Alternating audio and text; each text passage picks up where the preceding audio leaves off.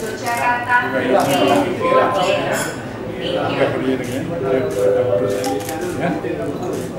Tujuan Jakarta. Suatu ada himbauan kepada mereka yang masih berada di sana ya, untuk kawan-kawan yang bisa mengikuti jejak ini. Ya. Inilah yang untuk menyelamatkan negara kita, ya, Aceh terutama.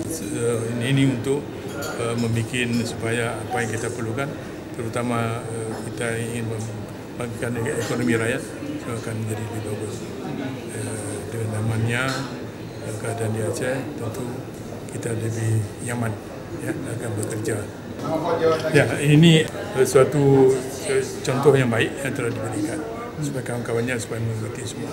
Ya, jangan selanjutnya komunikasi selanjutnya ya itu saya sarankan dengan ya Kabid Humas dari kepolisian, dari Kapolda. Oke. Mudah-mudahan kita akan selamat semua. Insyaallah.